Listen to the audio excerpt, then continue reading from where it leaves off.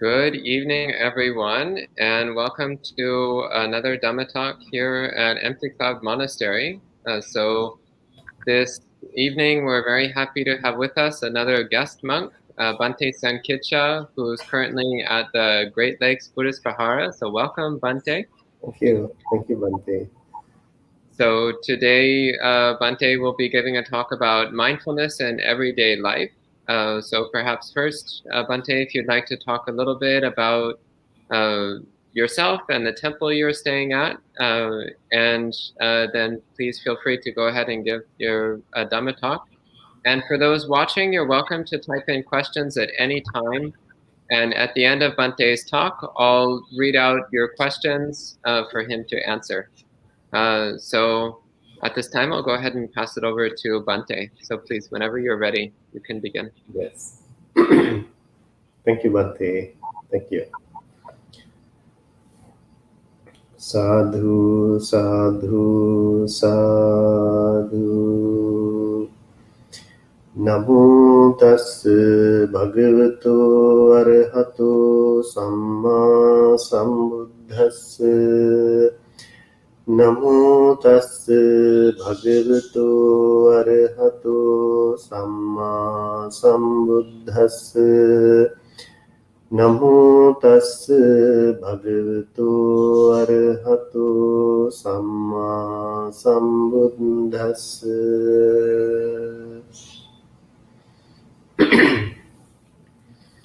Good evening, everybody. Thank you very much for Bhante Sadasso and Aya for inviting for me to this evening Dhamma talk conducted by Empty Cloud Monastery.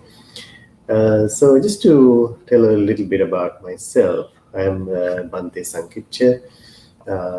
I reside at Great Lakes Buddhist Vihara in Michigan, Southfield. These days, myself and Bhante Mudita are observing Vasan retreat there.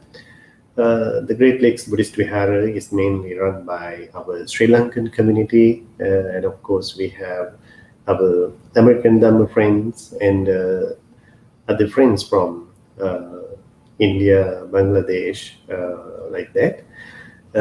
So our temple has been there for about nearly 25 years now. And currently I'm studying counseling psychology at Auckland University. I'm doing my master's degree and I'm almost done with my master's degree. So based on that, based on my experience, my knowledge, and my monastic training for about nearly 30 years, I would like to share some Dhamma with you all in this beautiful evening on the mindfulness, mindfulness in everyday life. So I hope you will listen to this Dhamma talk mindfully. In fact, it is the topic today.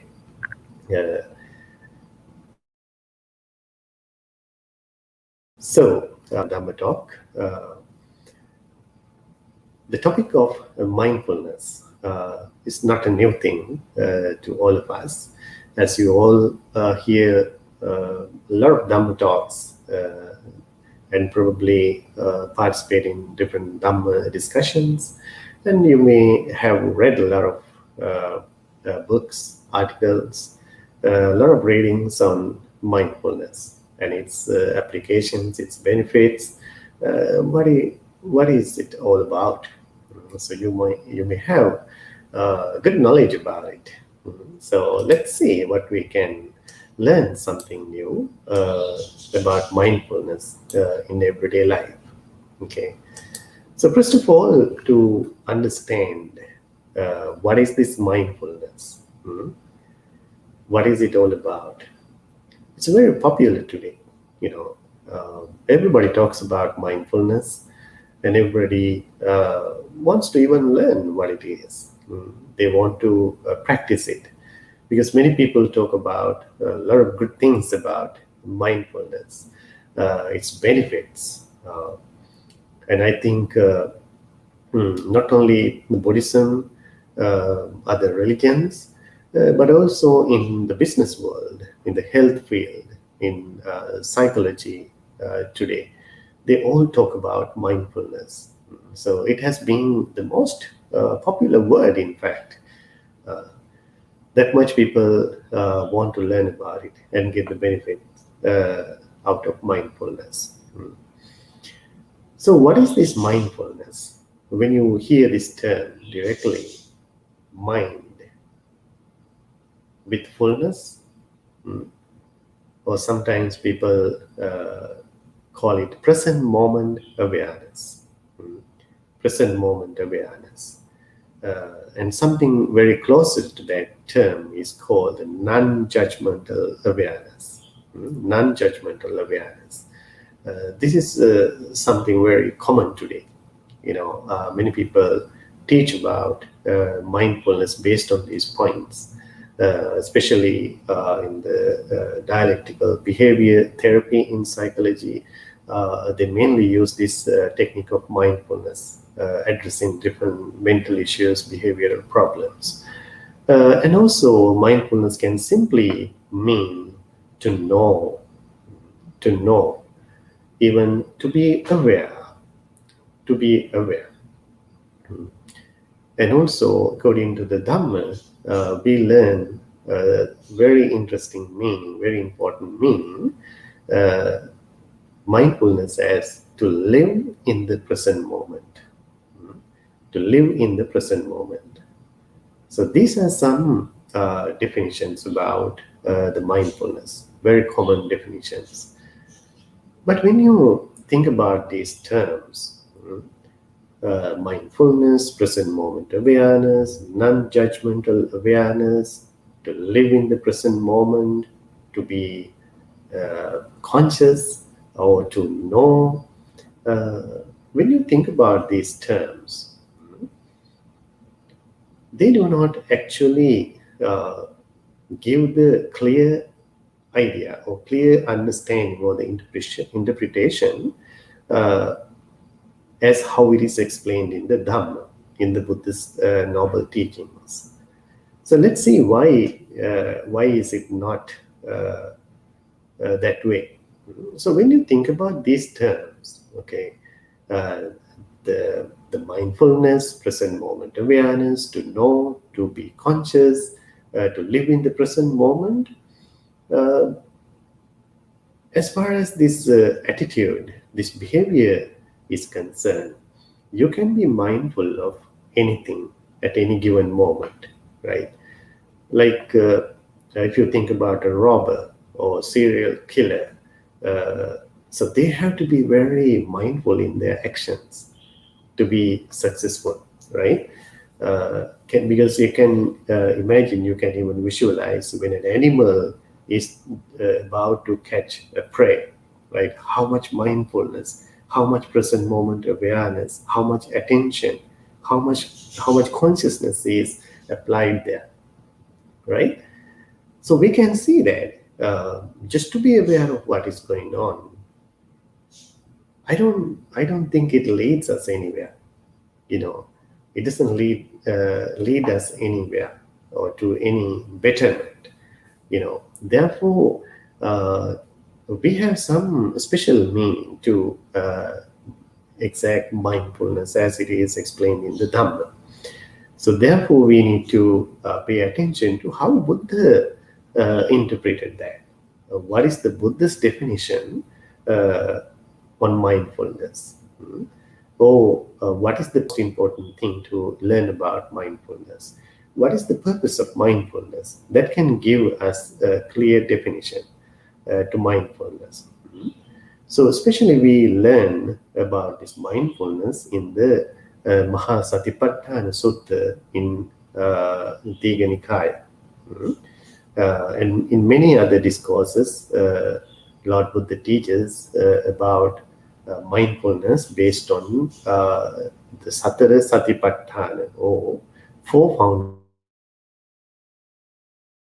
foundations of mind. So, in this Mahasatipatthana Sutta, the discourse on four foundations of mindfulness, Buddha, in the beginning of the discourse, gives a very clear idea, clear message. The purpose of this mindfulness practice. The first one is uh, the purification of the beings, according to the practicing of mindfulness, according to the four foundations of mindfulness, that leads to the purification of the beings, which is a very important message there, right? We understand that we suffer in this world, in our everyday life, because of some mental impurities. Because of our mental impurities, we go through different negativities. Eventually, we suffer, experience a lot of anxiety, depression, stress, and all these things. So, one of the important teachings, according to the Buddha, we suffer because of our mental impurities. So, therefore, one of the purposes of practicing mindfulness is the purification of the mind. So, it is one of the direct uh, practical results of practicing the mindfulness, and also at the same time overcoming the sorrow and lamentation. That is, of course, our practical experience in our day-to-day life, and also to completely end the pain and distress, all these negativities that we are going through in our everyday life. And this is the practical benefits of practicing the mindfulness according to the four foundations of mindfulness. And even moving to a higher levels, Buddha says the attainment of the noble path, nyayasa adhigamaya, to attain the noble path, or to realize the Four Noble Truths.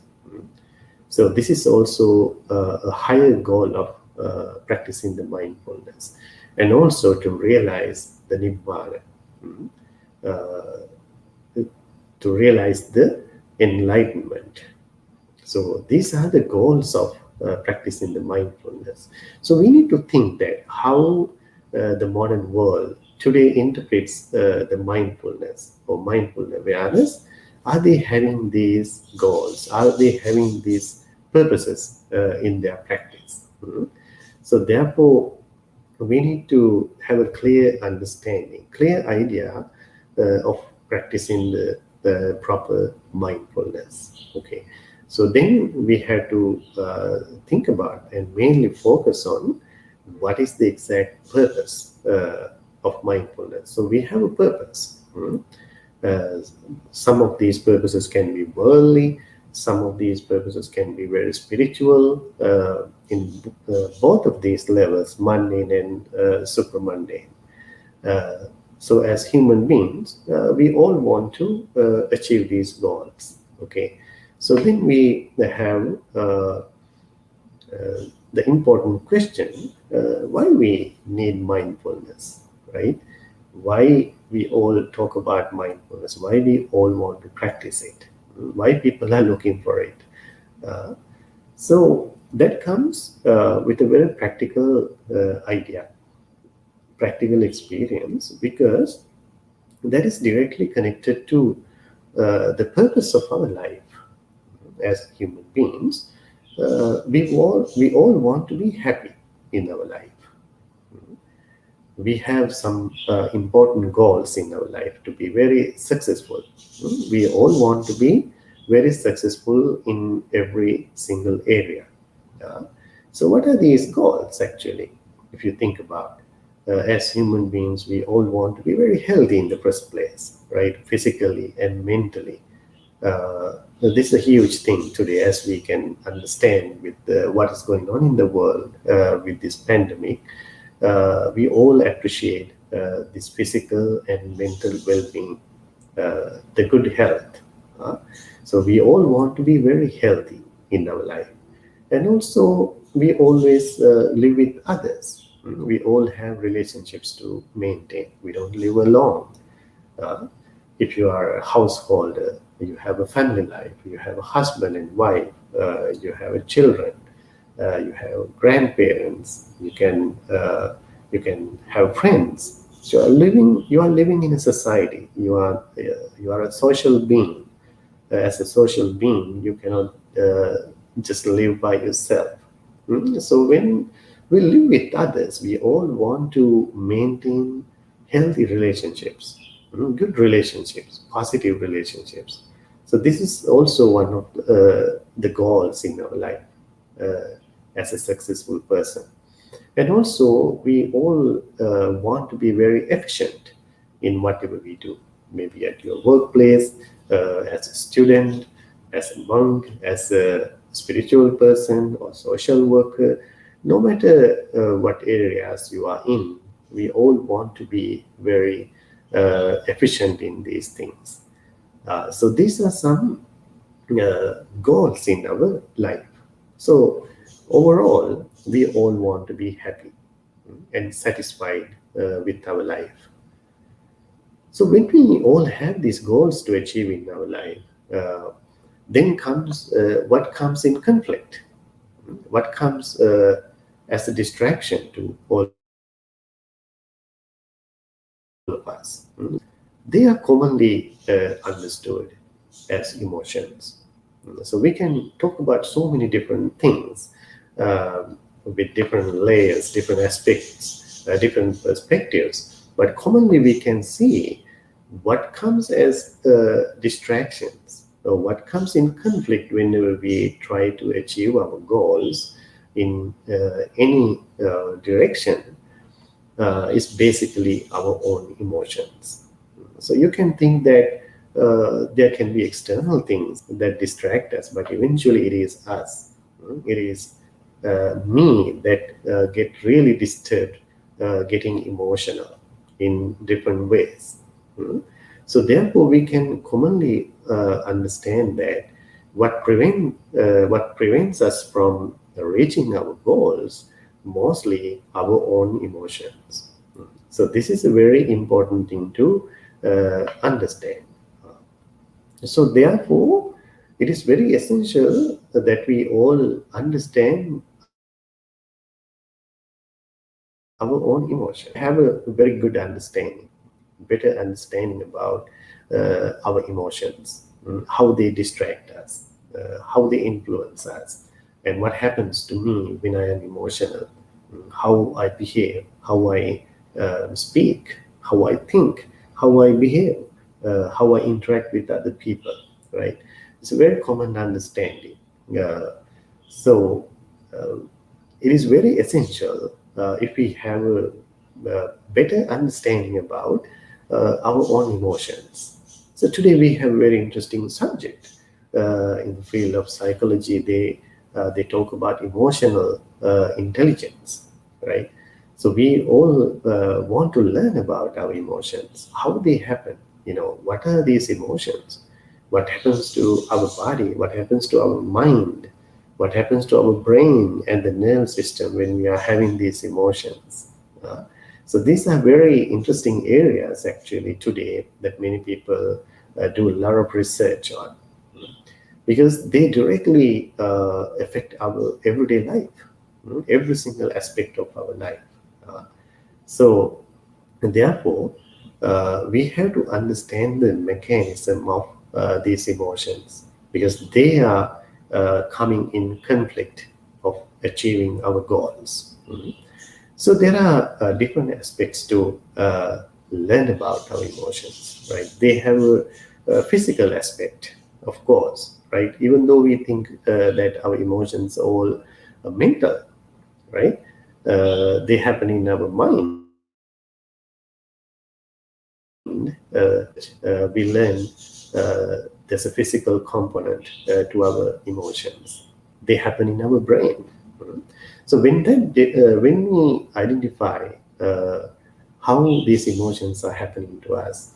Every single part of our body, every single part of this psychophysical entity is connected there.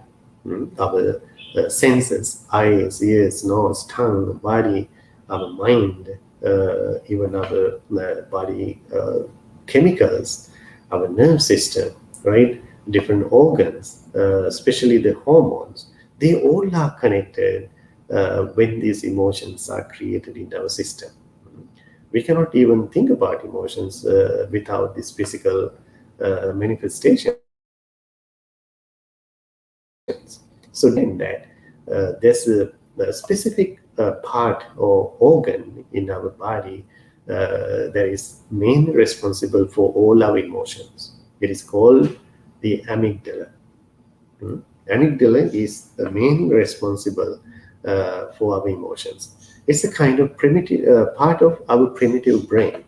You know, when we talk about the evolution of our brain, the amygdala is known as a very primitive part of the brain.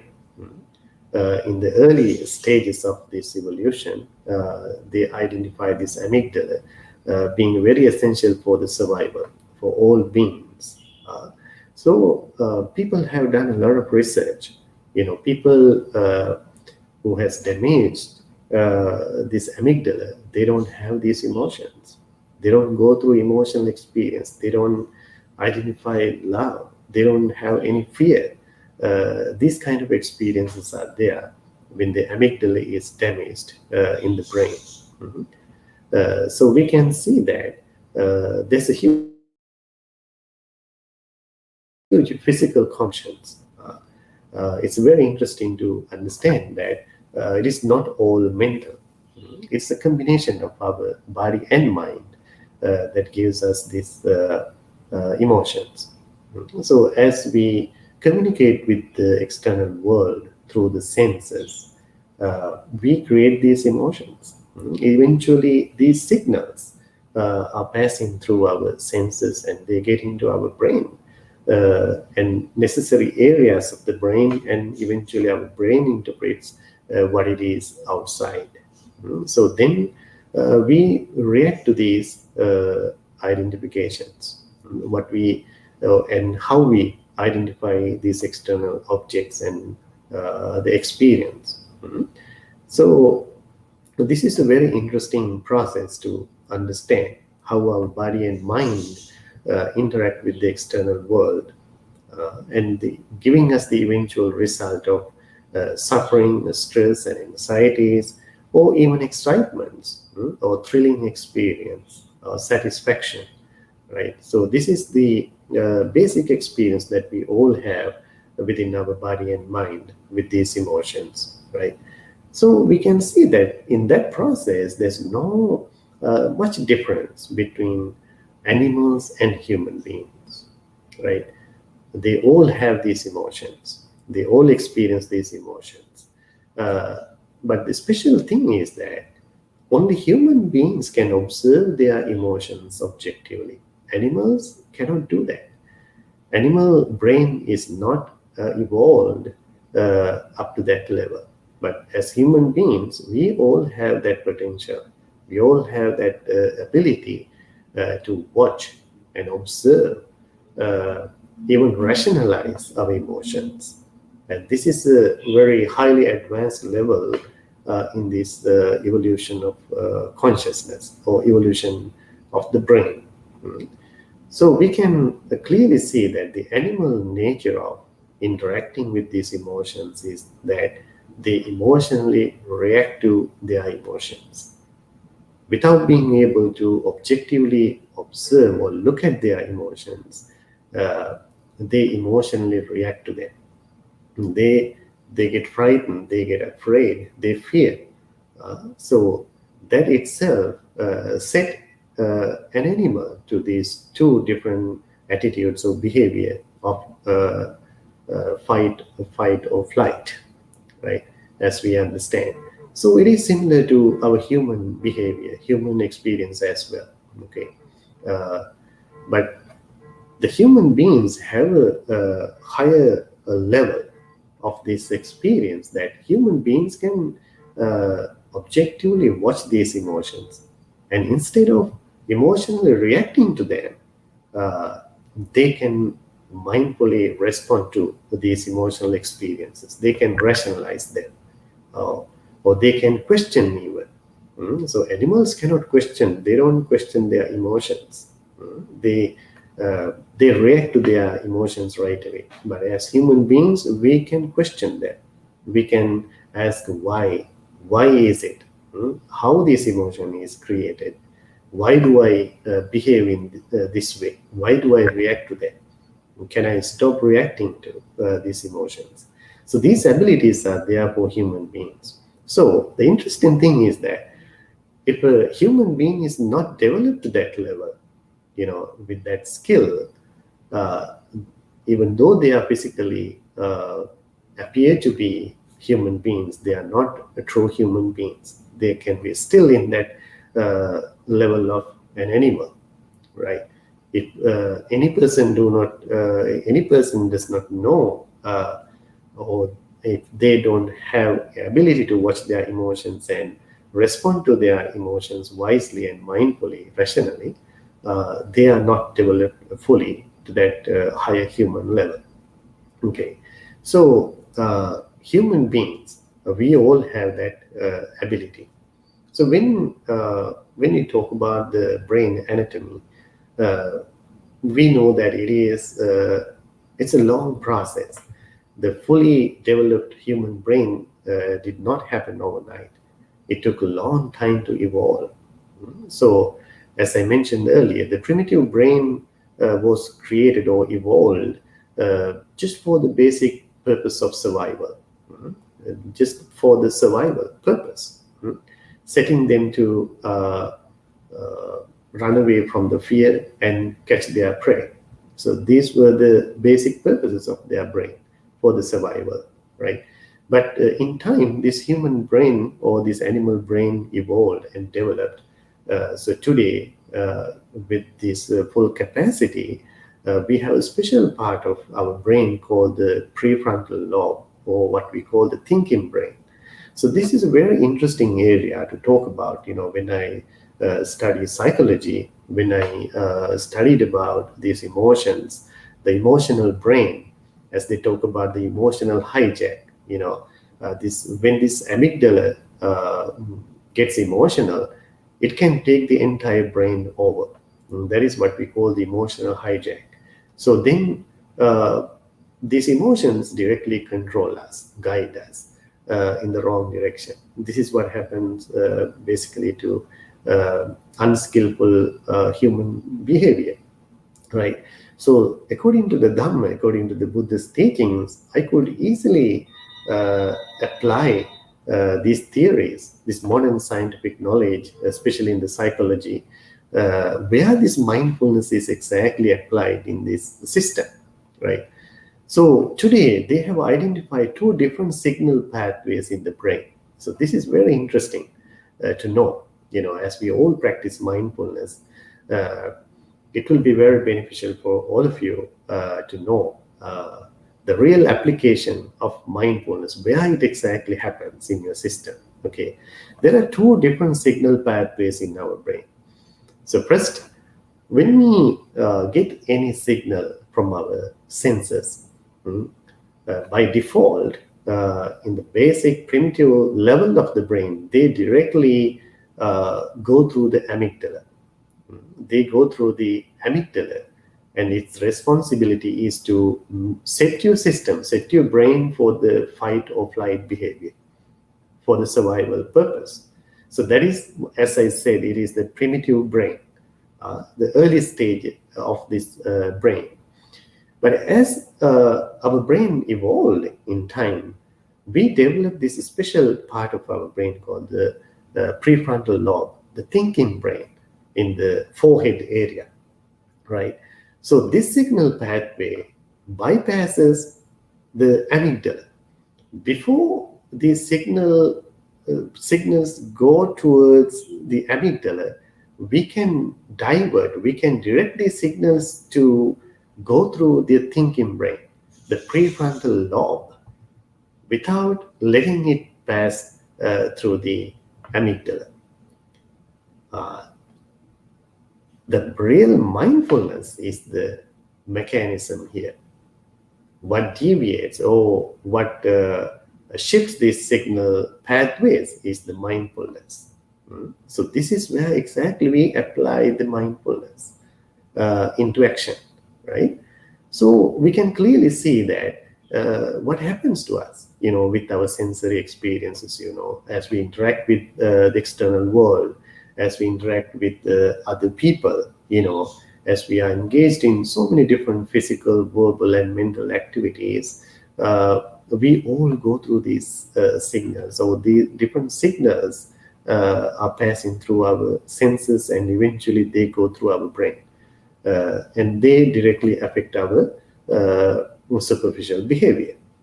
So when we practice mindfulness, this is very important to understand. When we practice mindfulness, you can understand how these signals are affecting us so fast. This is a very important point to understand. You don't even know, you don't even notice how these signals are passing through our organs and eventually the brain, and how we react to these emotions, how quick they are, right? We cannot even measure. We cannot even measure how fast these signals are working and setting us to this fight or flight behavior, right? That much they are fast. They can be very intense. They can be very fast that you cannot even notice. You cannot even identify them. Mhm. And can you imagine when all these six senses are working together? We are like living in a hell of signals, right? So they are pretty good enough to make us emotional, right? It's not a surprise when you understand it, right? So when we come to the practical level, to see that, to be able to sense these signals, what happens to our senses, what happens to our brain, what happens to our emotions, to be able to easily see them, you need to slow down. You need to slow that process down. Yeah, now you can see where the meditation comes in handy, right? The meditation practice is all about slowing this process down, for you to be able to clearly see, identify, watch these things mindfully. Uh, Without slowing down, you cannot do that. You cannot easily observe them whenever they are happening to you. Okay, so that's why in the Buddha's teachings, it is recommended uh, going into a solitary place, going into a forest, going into a cave, to isolated place is very important. That is just to slow this process down for you to be able to easily see these emotions. So these emotions are identified in the Dhamma as the mental impurities or akusala, kilesa in Pali, because they are the conditions that make us suffer in our everyday life. So therefore, we need to take that direct responsibility here. The direct responsibility here in maintaining this positive state, not to get controlled by our emotions. So the mindfulness is the key. The mindfulness is the most important thing here. So Buddha gives us a very good example, teaching us how this mindfulness can protect you. Okay, how this mindfulness can protect you. There's a very interesting story. Once Buddha told the group of monks, addressing the monks, he taught about mindfulness in a very practical way. Buddha says, monks, there was a small bird, the quail. There was a small bird in the paddy field. This small bird was playing outside. Mhm. So they usually live in the halls in the ground. And this small bird came out and uh, it was playing outside. And then a huge hawk or eagle, like huge bird, came to catch this small bird. Okay, when this little bird was flying in the sky, you know, and then this small bird spoke to this huge bird, this hawk, and said, uh, even though you catch me here, if you come to my own territory, my own place, you would not catch me. You cannot kill me. This is how this little small bird spoke to this big bird. So then this hawk, uh, out of his ego, he just released this small bird and said, "Okay, you little bird, you just go to your own territory and uh, see if you can save yourself. I will come and catch you, no matter where you are." Okay. So then, saying that, this hawk released the small bird. So the small bird was so happy and went to his own place. And after that, this small bird coming out of his hole in the ground, it was standing on a little bit of elevated place there. And then this huge hawk now coming down to this small bird like an arrow with the uh, in a very fast, right? Very fast, coming to catch this small bird. And now what happened was, this small bird, as it was very familiar with the place, for a long time, as this huge bird was approaching him, as it was getting very close to him, this small bird uh, ran right into the hole in the ground. And what happened to this big bird was, uh, it just hit his chest on the ground and killed right there. So Buddha told this story to the monks and explained to the monks, just like this small bird, know your own territory, know your own domain.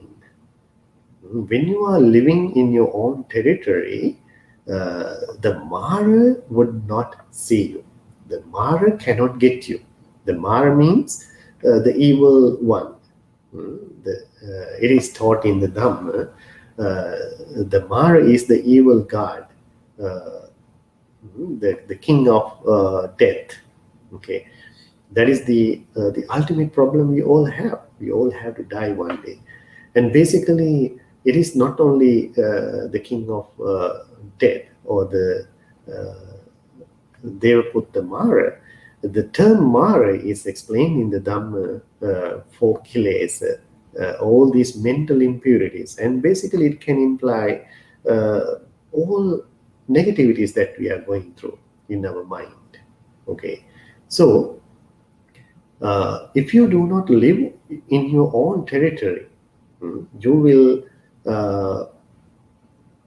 will easily get caught up by the Mara, this evil one, or basically by these negativities. This is what Buddha said.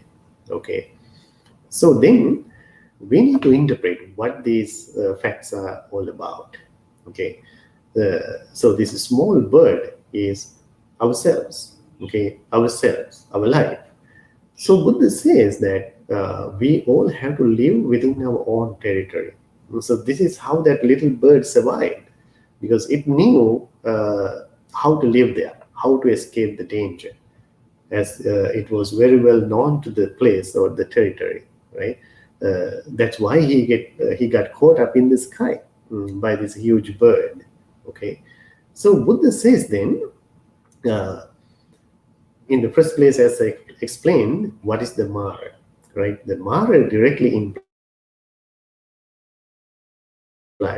this life, or the suffering in our everyday life, all the negativities that we are going through, whatever the condition you identify today, stress, anxieties, worries, depression, sadness, and all these things. So from time to time, we all go through these things. So that is the suffering. That is the Mara. Okay. So what is the meaning of going away from your own territory?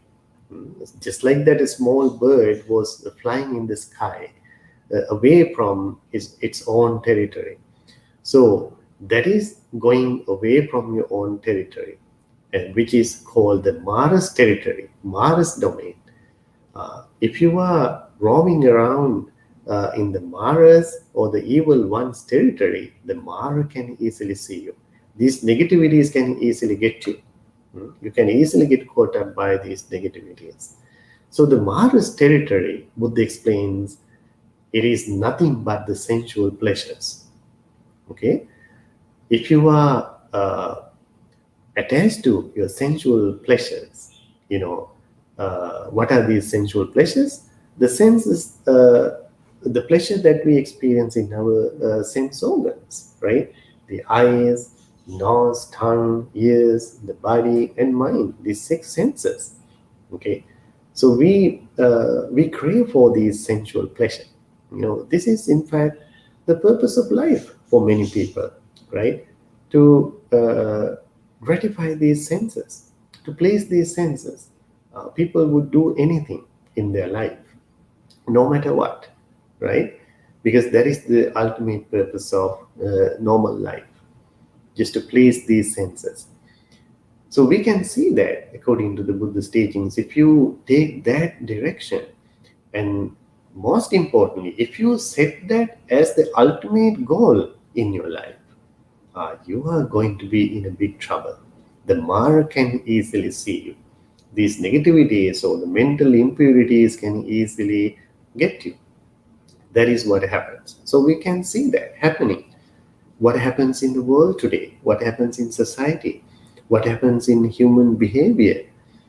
Taking this sensual pleasure as the ultimate thing, where this world has reached today.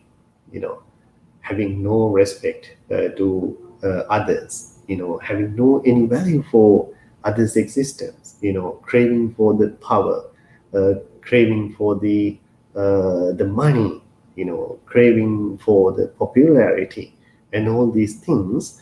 They would do anything to achieve these things. They have become so corrupted, and a lot of cheating is there, controlling based on the power. So this is the route if you take the sensual pleasure as your ultimate goal in your life. Okay, so that Buddha explains as the territory of the Mara. Mara can easily see you if you are roaming around this territory, sensual pleasure. Okay, so it is clearly explained in the Dhamma. It's very interesting. Even though the sensual pleasure has been the ultimate goal of the normal world, Buddha in many discourses explain to us there are so many drawbacks. There are so many negative aspects of finding this sensual pleasure in our everyday life. So we all have that experience in one way or another, according to our practical experience in our everyday life, right? All these sensual pleasures, just to mention a couple of them, you can never satisfy these senses. This is a very important thing to understand. You can never satisfy your eyes. Your eyes are never going to tell you, oh, I have seen enough. Don't worry, don't bother. I am satisfied now. There's no such a thing. You can never satisfy your ears. You can never satisfy your nose, your tongue, the body, your emotions. They never get satisfied. There's no such a thing. So that is an ongoing struggle. That is an ongoing effort that we are putting towards. So eventually we know that there's no end but our life is going to end, right? So can you imagine that? This is not the only time we are doing this process, this struggle. According to the Buddha's teachings, we have been coming through this long journey of samsara, the existence. And this is not the only time we are doing this. For so many lives, hundreds of millions of billions of lives, we have been doing the same thing. Have we come to a conclusion? Have you come to complete satisfaction yet? No, there's no such a thing. They never say enough. You can never satisfy these senses. But eventually, what you are left with is the frustration, disappointment, fear, worries, and anxieties. So, this is what we can see in the world today, in our life experience. And Buddha says even it is just like dog eating a bone. Mm. When a dog eats a bone, it thinks that it is very yummy. It's very tasty. So, what eventually this dog is enjoying is its own blood. As it bites this piece of bone, eventually having no any meat in it, what this dog eventually tastes is its own blood. So Buddha explains like experiencing, enjoying, finding gratification in our sensual pleasure is just like that. Just like a dog eating a piece of bone, having no real happiness, having no real solid enjoyment there. Because we know all these sensual pleasures are very temporary, very short term, very short term. It's very interesting to understand, for this you have to learn the Dhamma. It is clearly explained in the Buddhist teachings. What we find as the happiness today in this sensual pleasure is a kind of illusion. It's a kind of illusion. It is not the real happiness. It is not the real peace in our system. In fact, the father of modern psychology, Sigmund Freud, once explained your sensual pleasure is nothing but a disturbance in your system. It is a disturbance in your system. What does it mean? Suppose when you are trying to enjoy something outside, okay, what happens to you? What happens to your system? What happens to your brain? What happens to your biochemicals? Suppose when there is something external to you that you really crave for, it makes you anxious. It makes you restless, wanting that external object, right? It creates such a disturbance in your system. And you crave for that. You want to go for it. You want to own it. You want to enjoy it, right? And even when you enjoy it, it is the arousal of our physical body and these emotions. There's no real peace and harmony there. You can identify that. You can understand only when you try to meditate even for a while how peaceful it is, how tranquil this meditation experience is. If you are a meditator, if you have at least a little bit of meditation experience, you know the difference between the sensual pleasure and the happiness or the peace and tranquility of practicing mindfulness. How pleasant, how soothing, how positive, how healthy it is, right? So we can see that we all as human beings roaming around this sensual pleasure, we constantly get caught up in these negativities in our day-to-day life. So that is why Buddha said this finding of this sensual pleasure is the territory or the domain of the Mara. So if you are in that domain, you are easily caught up by the Mara, all these negativities. And then Buddha introduces us with the the own domain. So as Buddha says, live in your own domain, live in your own territory, in order for you to be safe, and in order for the Mara not to be able to see you. So what is your own domain? Buddha explains, it is nothing but these four foundations of mindfulness. These four foundations of mindfulness. The mindfulness on your physical body, the physical reality. The mindfulness on your sensual reality. Mindfulness on your mental reality, your mind, emotions, thoughts, and all these things. And then the mindfulness on mind objects. These are the four foundations of mindfulness explained by the Buddha, giving us as our own domain, the safe territory. So how is it possible? How can it happen to us? How can you be safe when you are in your own territory of four foundations of mindfulness? This is all about the Buddha's new invention, the Buddha's discovery. This is spiritual awakening, awakening to the reality or the truth. This is what exactly Buddha discovered. To eliminate this ongoing suffering of samsara, we have to cultivate the mindfulness on these four foundations. Okay, so what is the meaning of these four foundations when you are to talk about it in a very practical level? Okay, for any given experience, okay, for any given experience to you in this world, in this life,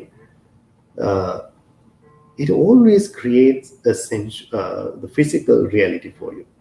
Okay, whatever the object externally that you are interacting with, it gives you a physical manifestation for you, physical reality. There's a certain way that you are experiencing it in your physical body. Sometimes it can create your body tensed. You can feel it in your body as so peaceful and calming. Sometimes it makes your body restless. So like that. So there is always a physical reality for you. And also, there's a sensual reality for you. Whatever the sensual experience is there, it always gives you a sensual reality. How you feel it in your sensations. These sensations are identified in three ways. There's a pleasant sensation, or sometimes there can be an unpleasant sensation, and sometimes there can be a neutral sensation. So these kind of sensual realities are there for you.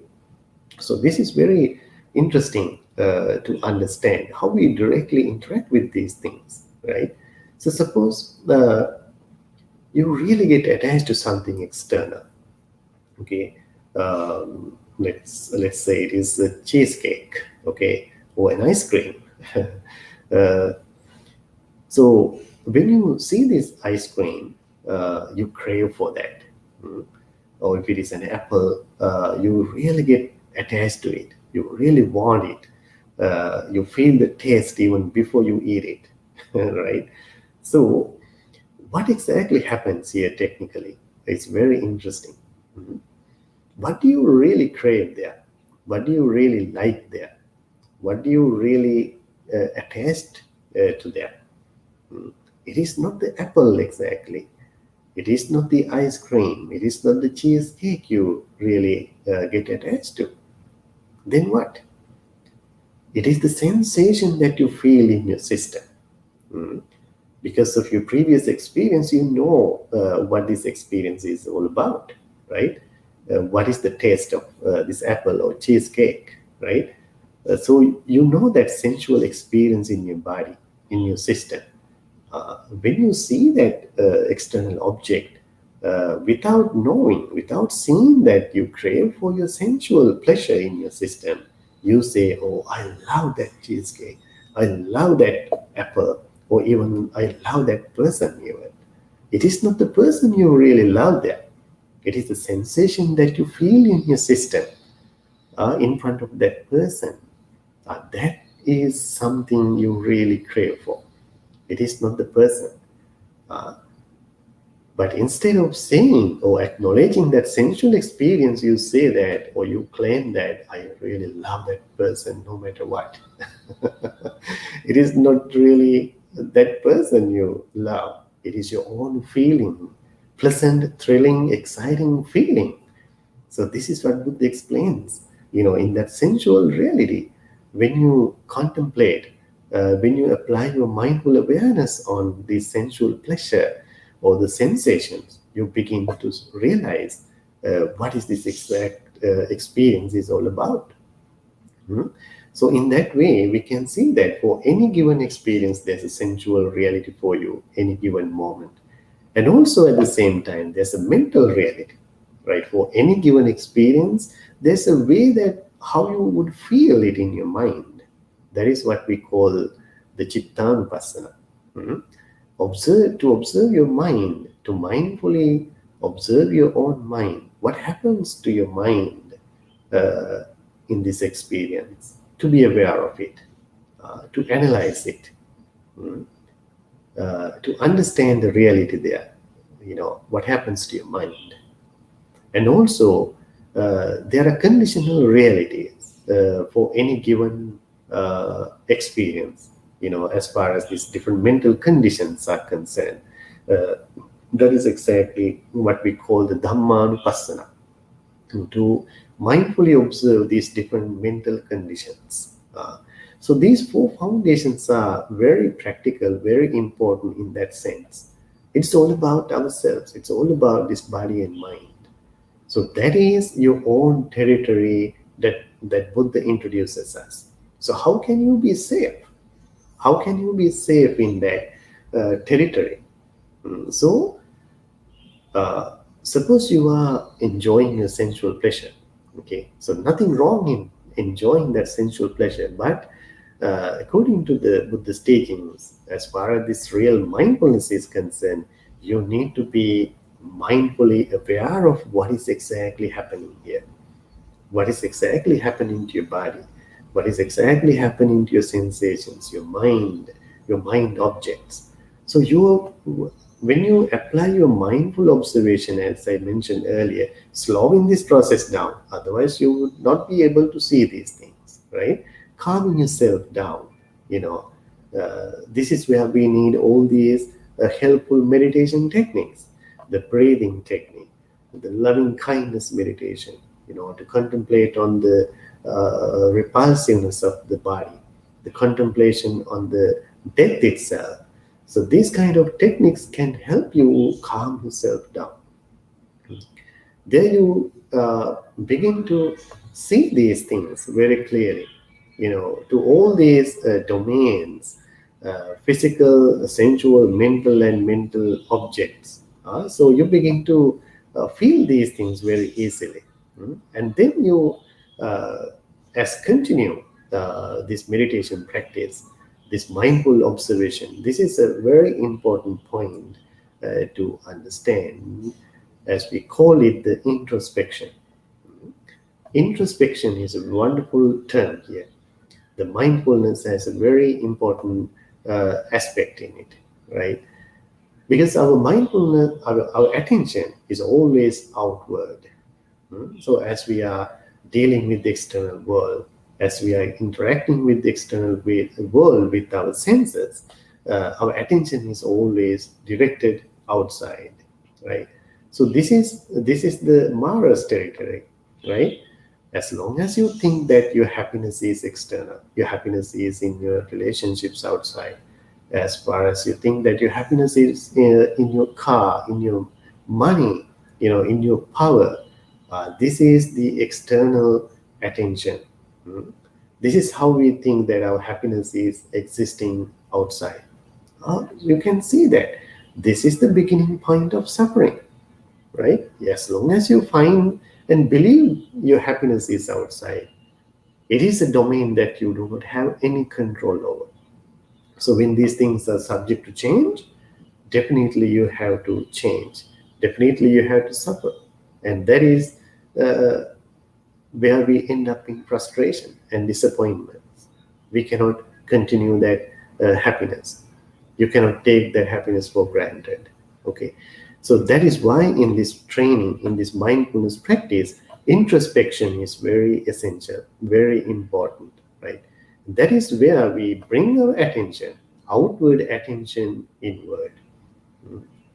Instead of looking outside, we look at inside.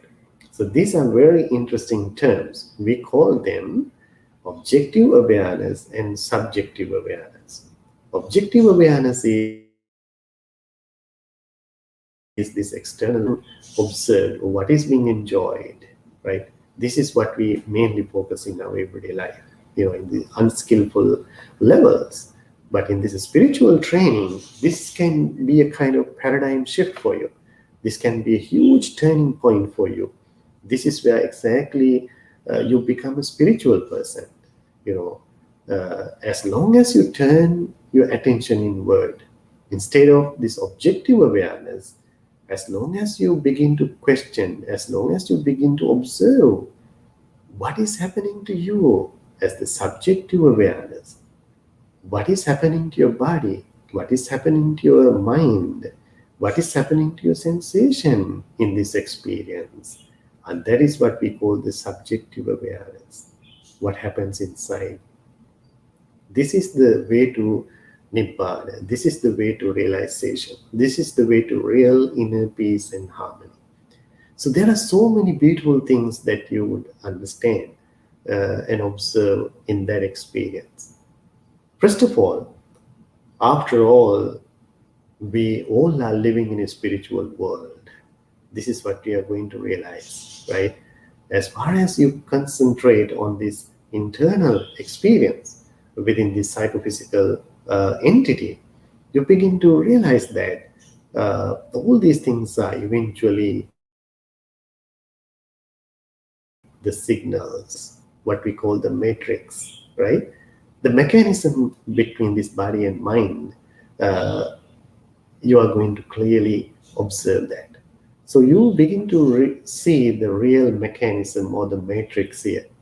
If you can remember the movie Matrix, especially the first one, you will clearly understand these points. In that movie, Neo, eventually towards the end of the movie, Neo begins to see everything as signals, ones and zeros, right? If you have watched that movie. So this is exactly what happens to you also as you practice this mindfulness on these four foundations. You begin to see exactly what happens in this body and mind. It is nothing but the signals. It is nothing but our own perceptions, our ways of interpretation to these world circumstances that gives us the eventual happiness or suffering. It's our personal choice, right? So this is the beauty. This is the mechanism you would realize eventually. So this is the ultimate. This is the ultimate. This is where the Buddha ended up in his realization. So he clearly understood how all these conditions are impermanent, without your control. Everything is happening due to the presence of necessary conditions, the causality, hetu palavada, right? So Buddha clearly explained this. Everything is transient.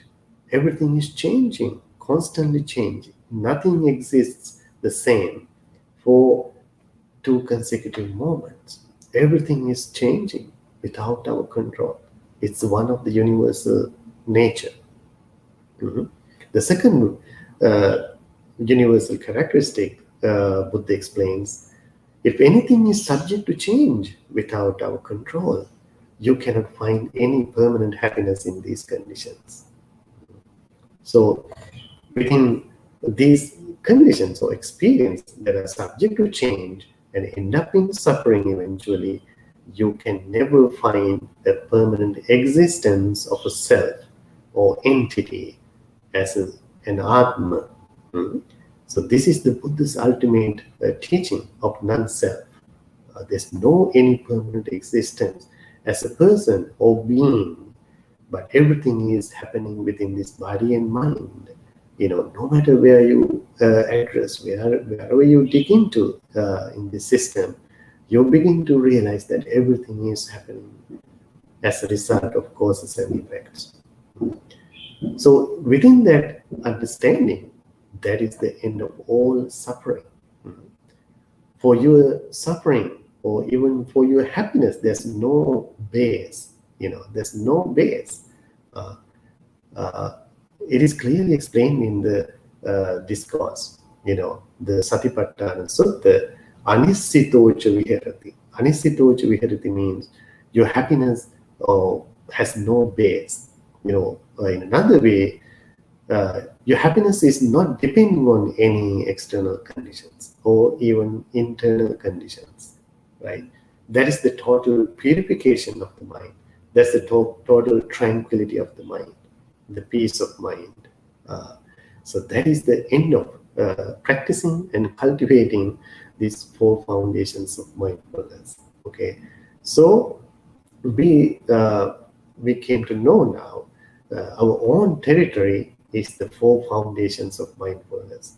For any given experience, if you can mindfully interpret this life experience in terms of these four foundations, as long as you clearly understand what exactly happens here, without getting caught up by any emotion, any negativity, any illusion, or any craving, emotional attachment, you would not end up in suffering, frustration, anxieties, or any depression.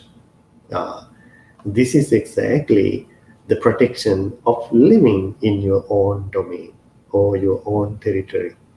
So see how scientific, how spiritually scientific, uh, how would they explain this theory, right?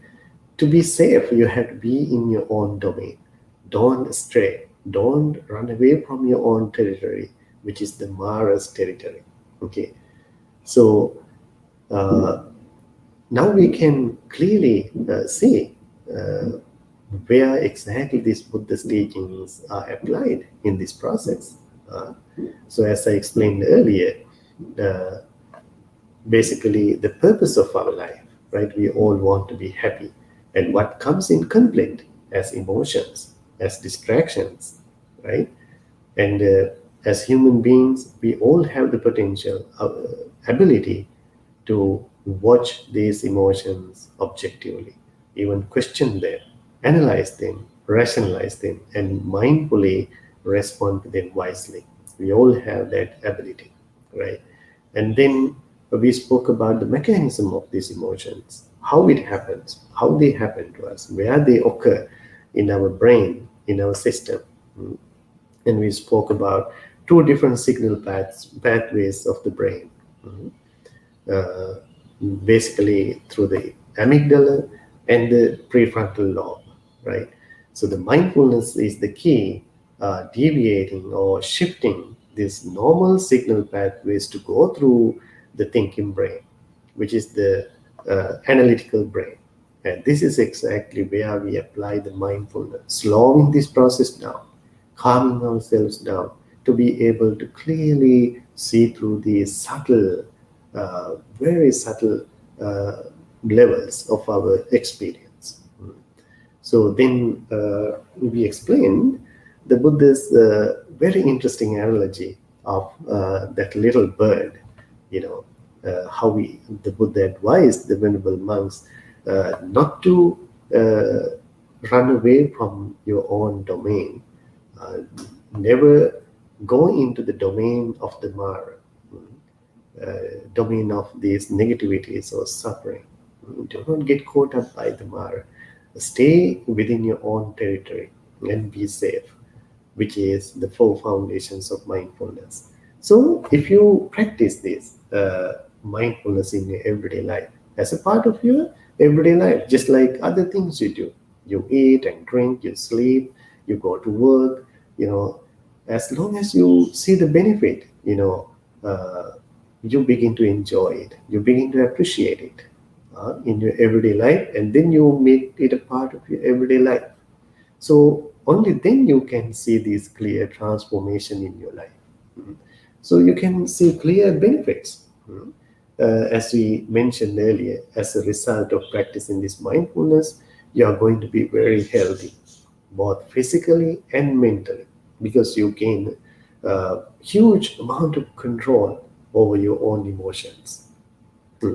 Today, if you identify any problem, for many problems, psychological, even for physical problems, it is the emotion. They are the emotions eventually mostly causing these issues.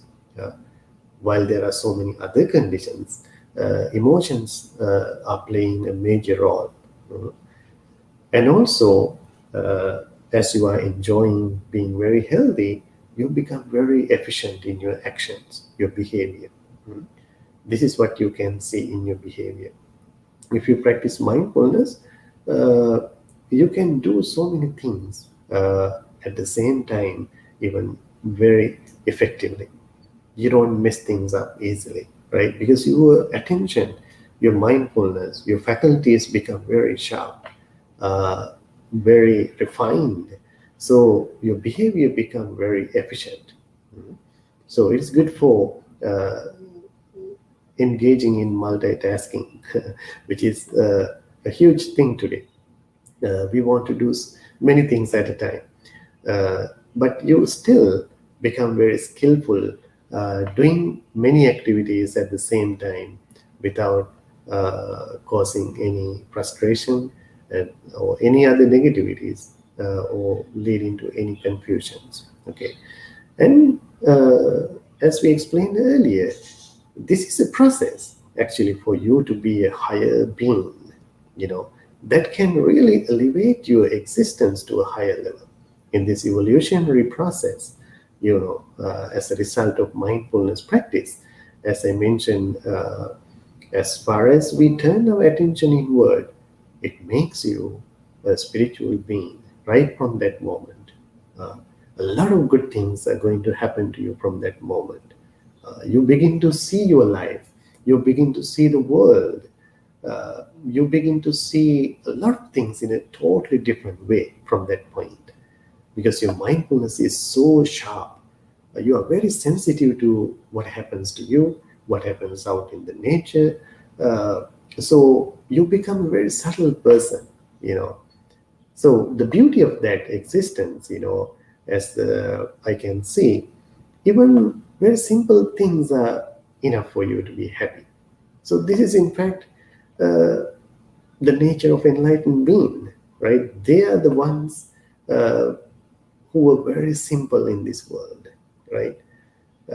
They were the ones who left everything behind, and but they were the most happy people in the world at the same time.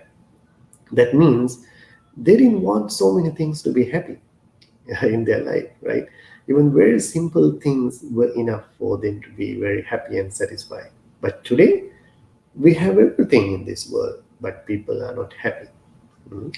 People are not happy. They are stuck with so many things inside, and they have become emotional without being able to let go of these things, right?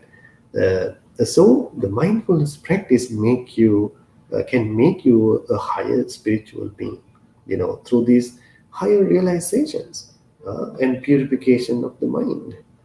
This is the way to that higher level. Mm.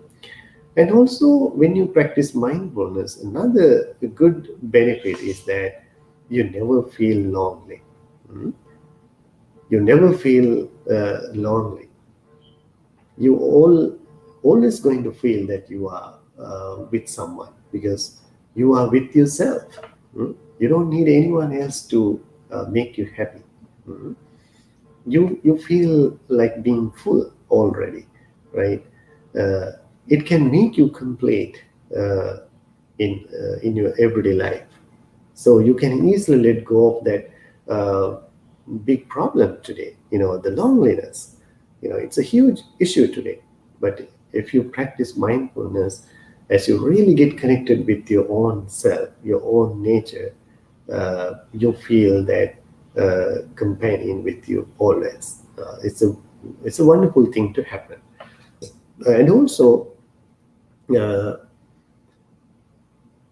at the same time, as you become very mindful about your behavior, your attitudes, your motivations, you can clearly identify in your mind from time to time, and then you can easily eliminate them. Mhm. So if you do not have that ability, you can easily get caught up by the mar, right? These negativities. So as you become very mindfully sensitive to your own nature, to your body, your mind, sensations, these negativities cannot take you over easily, right? So you can easily navigate through these things.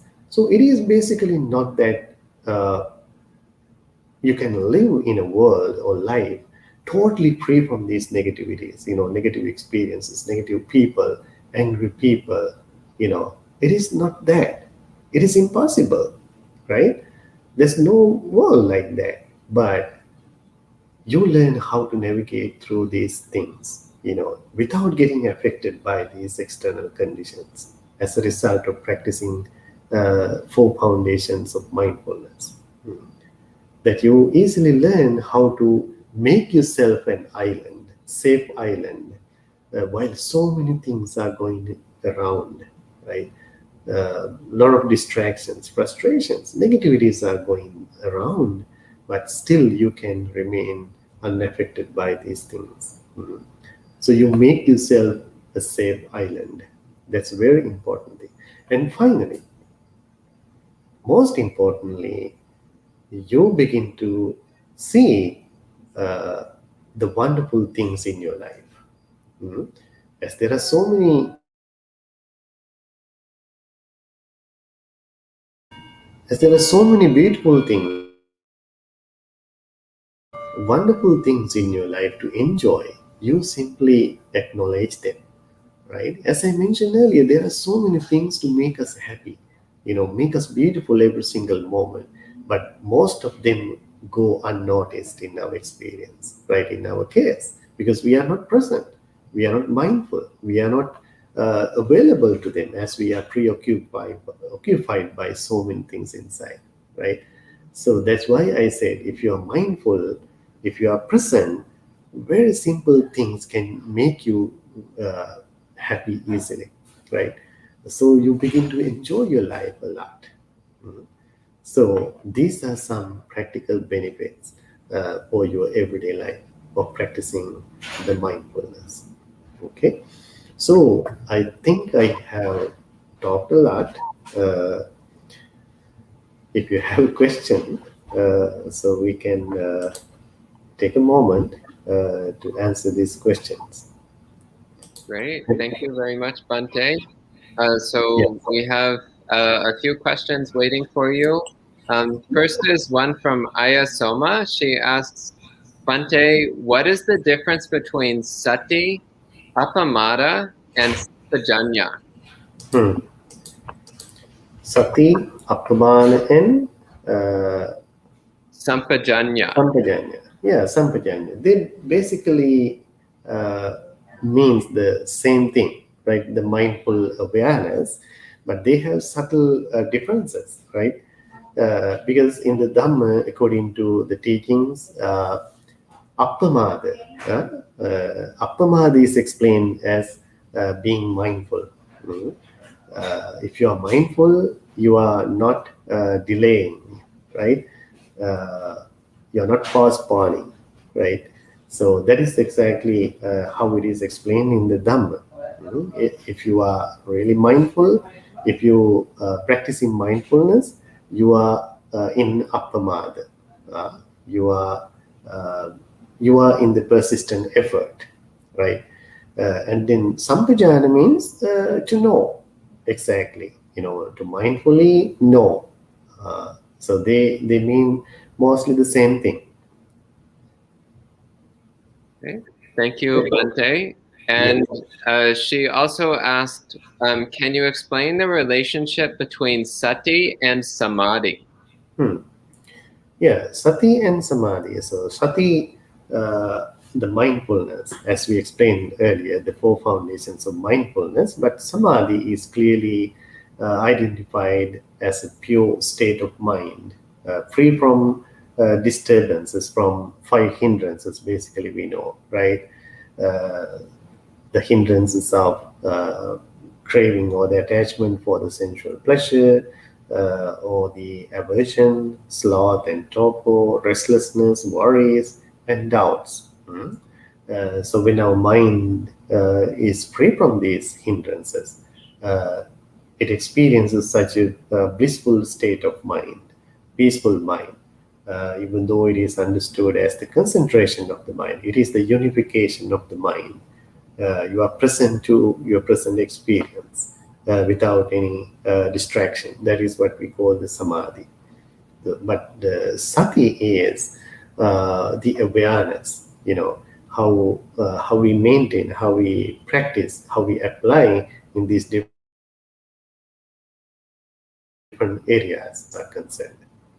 But they can be related, and they can be very helpful to each other, of course, but they are two different qualities or states of mind. Great. Thank you very much, Bhante. And her final question is, when we see unwholesome emotions like anger or irritation in the mind, how do you recommend dealing with them?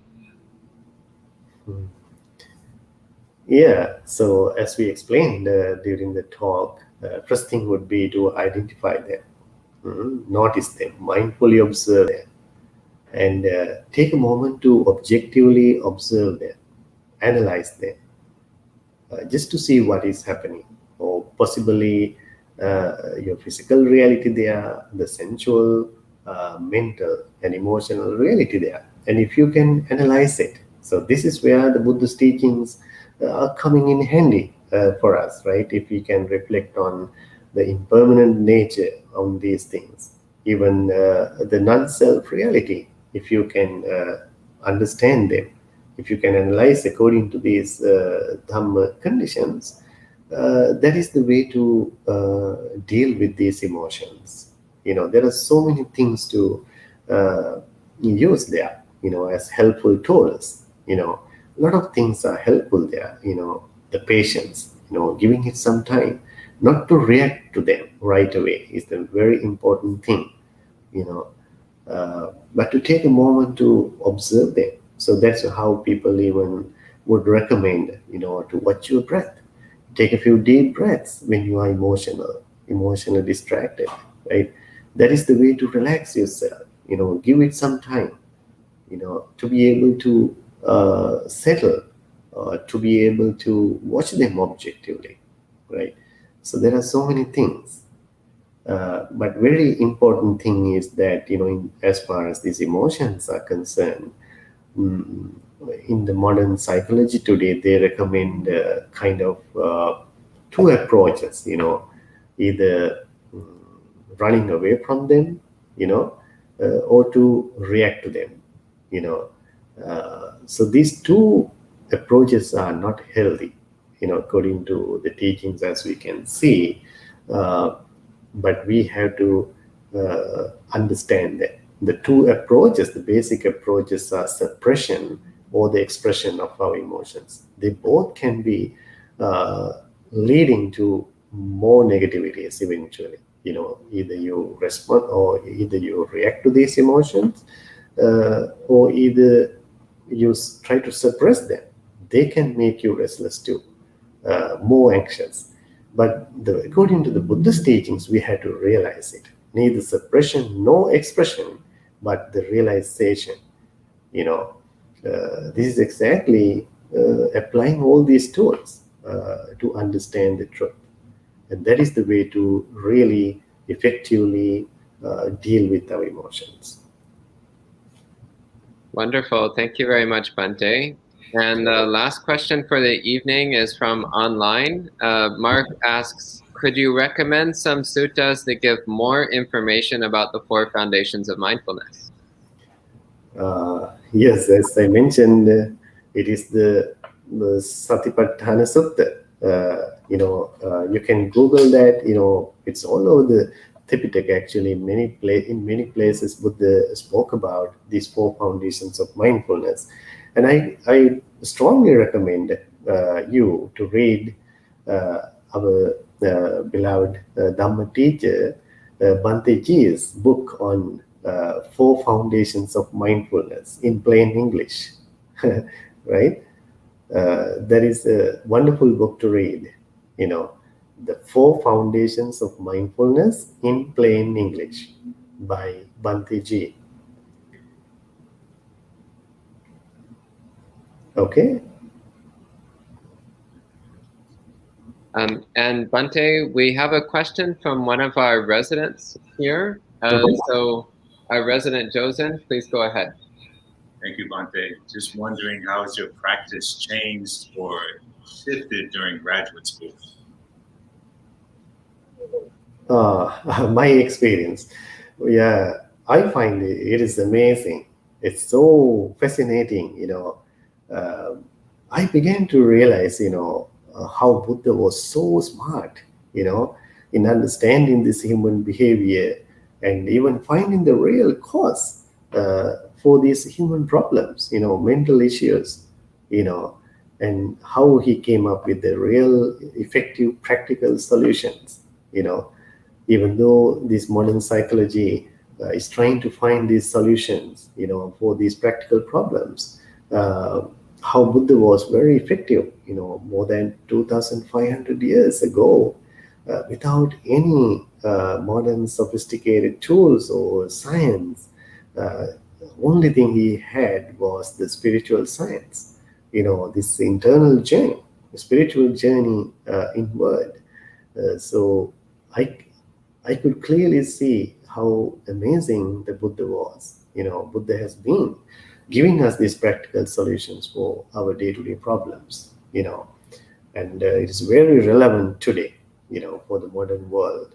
That's actually why the modern science, especially the field of psychology, is really acknowledging the Buddha and his teachings. So this is what I realized through my graduate school, and especially the theory I mentioned, the anatomy of the brain and where the real mindfulness is applied. That was really fascinating to me, to realize. Thank you. Wonderful. Well, thank you very much, Bhante. And we've come to the end of our time together. So we'll end with a short traditional chant of gratitude. So everyone can join your palms. Pandamayang Dhammakataya Sadhukarang Dadamase Sadhu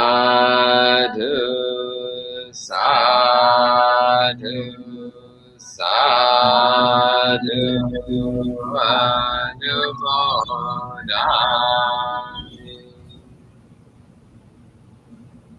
So thank you again, Bhante. It's been wonderful, and I wish you all the best with your practice.